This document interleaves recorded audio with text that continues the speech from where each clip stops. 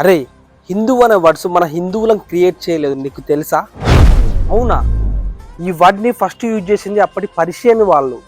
అప్పటి పర్షియన్స్ అంటే ఇప్పటి ఇరాన్ వాళ్ళు కదా.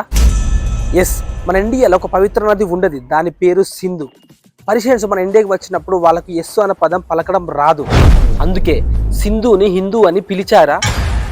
అవును, ఈ సింధు నది పక్కన వాళ్ళందరినీ కలిసి హిందూస్ అని పిలిచారు. అలా హిందూస్, హిందూ అనే పదాలు పుట్టాయి. అంటే హిందూ అనే వర్డ్ రిలీజన్ కాదు, ఇది ఒక జియోగ్రఫీ వల్ల వచ్చిన వర్డ్ కదా. మరి మన రిలీజన్ని ఏమని పిలిచేవారు? అప్పుడు రిలీజన్ లేదు, ఒకటే ధర్మం ఉండేది, అదే సనాతన ధర్మం. అసలు సనాతన ధర్మం అంటే ఏంటి? సనాతన ధర్మం అంటే ఎప్పటికీ మారని శాశ్వతమైన జీవన విధానం అని అర్థం. సనాతన ధర్మం అంటే రిలీజన్ కాదు, ఒక వే ఆఫ్ లైఫ్ అన్నమాట. ఈ సనాతన ధర్మంలో శైవ, వైష్ణవ, శక్త, స్మార్త అనే వాళ్ళు ఉండేవాళ్ళు. కానీ బ్రిటిష్ వాళ్ళు వచ్చాక వీళ్ళందరికీ ఒకటే లేబుల్ ఉండాలని హిందూయిజం అనే లేబుల్ని క్రియేట్ చేశారు.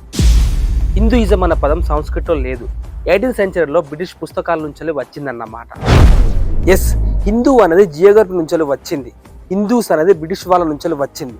లేబుల్స్ మారాయి కానీ మన ధర్మం మాత్రం మారలేదు, ఎందుకంటే మనమందరం సనాతన ధార్మికులం కాబట్టి. మరి ఈ ఇండియాకి ఈ పేరు ఎలా వచ్చింది?